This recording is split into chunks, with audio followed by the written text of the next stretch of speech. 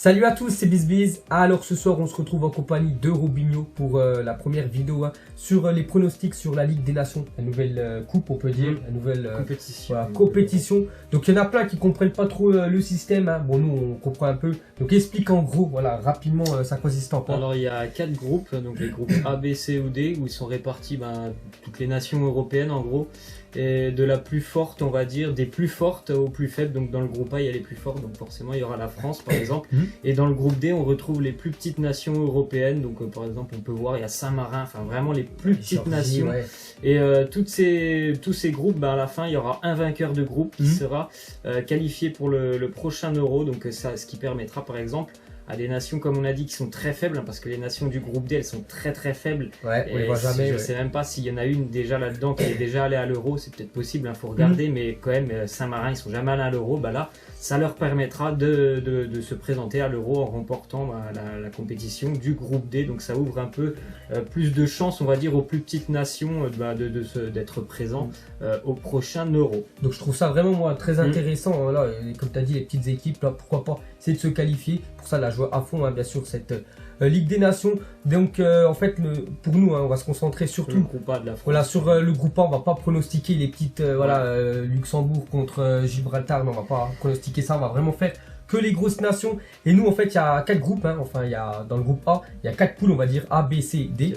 Et 3 nations. Voilà, et en fait le premier jouera des demi-finales, je crois que c'est au mois de mars. Donc par exemple si la France termine premier du groupe, on peut dire du groupe A, elle jouera contre le deuxième du groupe B, je sais pas, on va dire que c'est la Belgique, ça fera un France-Belgique en demi-finale. Et la même chose avec le groupe C et le groupe D, et il y aura une finale. Et le vainqueur remportera voilà, la Ligue des Nations et sera qualifié aussi directement pour l'Euro 2020. Donc nous on va pronostiquer que les gros matchs, parce qu'il y en a quand même quelques-uns. On va commencer avec le groupe A, en plus une équipe qui nous intéresse, bien sûr, c'est l'équipe de France. Et pour moi, c'est le choc quand même de cette première journée de Ligue des Nations. Donc ça sera Allemagne contre l'équipe de France. Donc je suis allé mettre mon petit prono. Donc moi je partirais sur un match nul entre ces deux nations là. Je vois pas l'équipe de France partir s'imposer chez les Allemands. En plus déjà le match, ça sera à l'Allianz Arena, le stade du Bayern Munich. Je crois que c'est à guichet fermé, pour vous dire qu'il y a beaucoup de monde pour voir les deux derniers quand même champions du monde. Donc moi je partirais sur un match nul vraiment fermé, ça va être, je pense, un match très serré, très fermé. Les Allemands, je pense, un revanchard, parce que vu la Coupe du Monde qu'ils ont fait, ils savent là qu'ils jouent contre le nouveau champion du monde. Donc ils vont tout donner. L'équipe de France, ils ont quand même quelque chose, il faut. C'est quand même l'équipe, bien sûr, vainqueur de la Coupe du Monde. Donc il y aura du répondant. Donc pour moi, match nul, je sais pas ce que tu en penses, toi. Moi je pense sur une victoire de l'équipe de France par rapport à la continuité de ce qu'on a vu pendant la Coupe du Monde. Je pense que la France a montré vraiment de belles choses, contrairement à l'Allemagne. Et dernièrement, sur les matchs amicaux et même sur les matchs de qualification ou les matchs officiels, l'Allemagne dernièrement nous a plutôt pas mal réussi. Je crois qu'on les avait joués aussi en amical. On avait fait un match nul à la dernière seconde, je sais plus, il y a peut-être un an je crois. Mais ils nous réussissent pas trop mal depuis quelques années. Donc là je pense qu'ils sont vraiment plutôt en reconstruction les Allemands. Donc je nous vois bien nous continuer, l'équipe de France, et victoire pour les Bleus. Donc c'est très bien, bien sûr, de gagner contre l'Allemagne. Mais bon, voilà, c'est cette ligue, là, rien. C'est pas la Coupe du Monde, les gars, c'est ni l'Euro. Voilà, si on perd, il n'y a rien de dramatique. C'est plus, bien sûr, des matchs, on va dire amicaux. Donc le deuxième match, ça sera, donc là sur cette première journée, ça sera les Pays-Bas qui seront exempts, vu qu'il n'y a que 3 équipes. Donc l'autre match, ça sera, je crois, dimanche, ça sera l'équipe de France contre les Pays-Bas. Donc cette fois-ci, ça sera l'Allemagne qui sera exempt. Et le prochain match, ça sera, je crois, le prochain rassemblement international, je crois, au mois de novembre. Donc ce sera la France, bien sûr, qui sera exempt. Et ce sera les Pays-Bas contre l'Allemagne. Mais là, il y a France-Pays-Bas. Donc on avait joué en qualification de la Coupe du Monde, c'est bien ça. Je ne sais plus combien on leur avait mis. On a gagné 4-1. Ouais, 4-1. Je me souviens même d'un but magnifique de Thomas Lemar. Et un but 1-0 qu'on avait gagné là-bas de Paul Pogba. Donc pour moi, déjà, ce match-là se déroulera au Stade de France. Ça sera les retrouvailles quand même de l'équipe de France en France, au Stade de France. Donc pour moi, ça sera victoire, je pense, de l'équipe de France que les Pays-Bas. C'est vraiment une équipe reconstruction. Et je les vois pas poser un problème à l'équipe de France, surtout chez nous. Donc pour moi, l'équipe de France. Ouais, moi aussi je pars sur une victoire de l'équipe de France à les Pays-Bas. C'est sûr qu'ils sont quand même en reconstruction, ils progressent, il y a des joueurs qui reviennent vraiment à leur plus haut niveau, mais franchement c'est ce qu'on avait vu par exemple pendant les qualifications. C'est quand même pas les Pays-Bas d'il y a 3-4 ans, ils s'en sont très loin. Donc je pense que ça sera compliqué pour les Pays-Bas, donc la France. D'accord, donc voilà les gars, nos petits pronos sur les 2 prochains matchs, on peut dire, du groupe A. Et avec la poule Enfin, la première poule. Le deuxième, ça sera, donc il y aura Suisse, Islande, Belgique. Donc ce sera les 3 équipes, hein, bien sûr, de cette deuxième poule. Donc premier match, hein, ça sera le 8, je sais pas c'est quand, le 8, bon bref, ça sera vendredi. Donc ce sera la Suisse contre l'Islande. Donc la Suisse, quand même bonne Coupe du Monde, hein. Je me souviens plus si on fait éliminer par la Suède en 8e. Ouais, je crois que c'était en 8e. Et l'Islande, bon l'Islande ils avaient comme un sacré groupe, hein, avec ils avaient l'Argentine, Nigeria et tout. Donc moi j'ai mis sur ma feuille une victoire, hein, de la Suisse chez elle. Je pense que les Suisses peuvent gagner cette équipe d'Islande. L'Islande, on a bien vu à la Coupe du Monde, c'était quand même compliqué, hein, pour eux, voilà, enfin à l'Euro. Ouais, c'était sur eux, enfin, énorme, ils avaient quand même battu voilà, l'Angleterre, mais voilà, la Coupe du Monde, hein, c'était chaud. Et la Suisse, moi je les vois vainqueurs, hein, chez eux, pour moi, Suisse. Moi aussi, avec en plus le changement de sélectionneur pour les Islandais, donc il y aura peut-être un temps d'adaptation, alors que les Suisses, bon, c'est toujours le même. Je crois que c'est encore Petkovic depuis quelques années, donc la Suisse.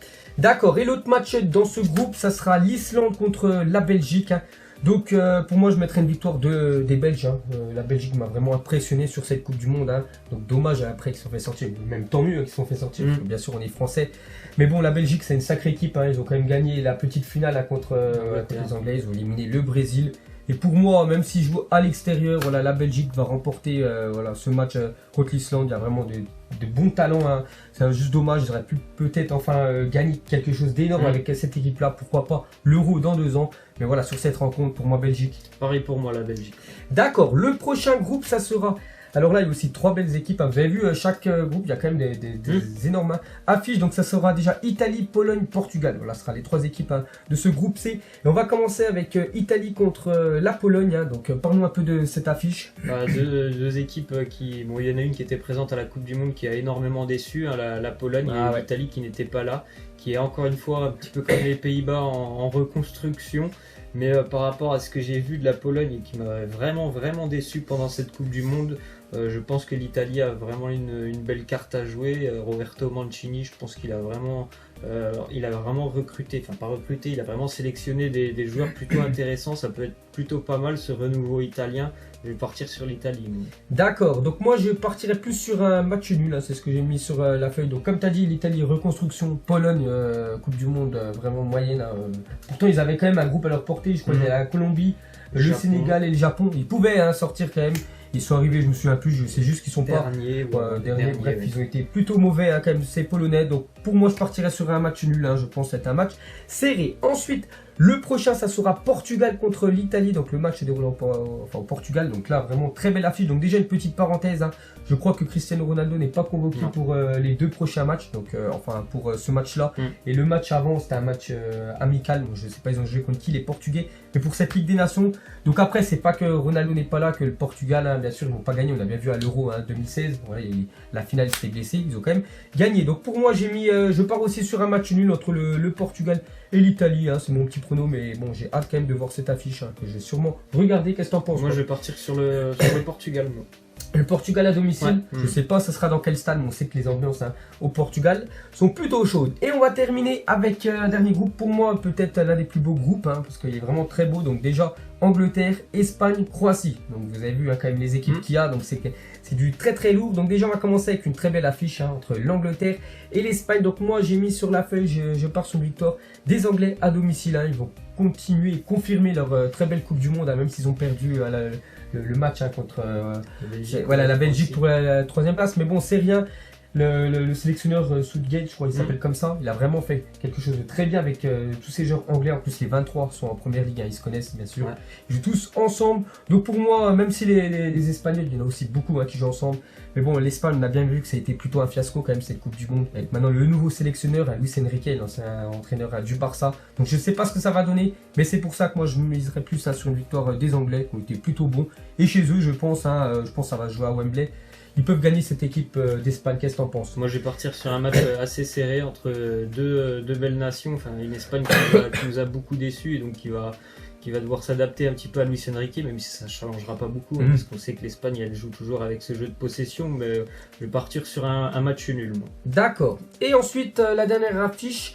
Donc ce sera une très belle rencontre aussi, hein, entre l'Espagne et la Croatie. Qu'est-ce que t'en penses? Je vais partir sur la Croatie, moi. Ça sera, je crois, dimanche ce match. Ouais, la Croatie pour moi, qui a vraiment m'a impressionné pendant cette Coupe du Monde.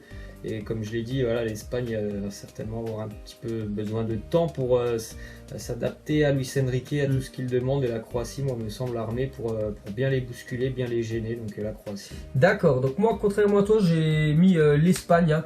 Donc en plus, cette affiche aurait pu avoir lieu pendant cette Coupe du Monde, vu qu'ils étaient dans la même partie de tableau. Donc après, c'est pas fait, vu que l'Espagne se fait sortir quand même par la Russie. Hein. Bon, voilà, c'est comme ça. Donc la Croatie, vraiment très belle Coupe du Monde. On a même vu contre l'équipe de France en finale. Voilà, on a mis 4 buts. Mais voilà, ils ont vraiment bien joué. On a été surtout efficace, hein. C'est ça qu'il faut dire en équipe de France. Bon, après, c'est ça le but, hein. C'est d'avoir juste un but de plus que l'autre et de gagner le match. Voilà, on a la Coupe du Monde, tant mieux. La Croatie vraiment était très, très bien sur cette Coupe du Monde là. Mais je pense que l'Espagne, chez elle, va remporter cette affiche là. Donc voilà, les gars, pour moi, ce petit prono. Donc voilà, les gars, la fin de tous ces pronos hein, sur la Ligue des Nations. Donc n'hésitez pas à like. Hein. Donc vu que cette semaine, voilà, il n'y a pas de pronos. Voilà, des grands championnats, c'est pour ça qu'on vous propose une petite vidéo sur la Ligue des Nations. Et si on voit beaucoup de likes, on vous fera ça pour le mois de novembre, hein, quand ce sera le prochain rassemblement internat. Si on a, donc nous on vous laisse et on se retrouve demain pour le zappimage. Ciao à tous. Ciao. Donc on l'a maquillé avec des mensonges. Et que son âme est moche, plus qu'à la maquiller avec des mensonges. Je sais pas ce qui se passe dans ma tête. Parfois, je voudrais sauver la terre. Parfois, je voudrais la voir brûler. Ça va pas trop, je roule un terre. Trop de haine pour 9 mètres carrés. Tristesse, faut pas.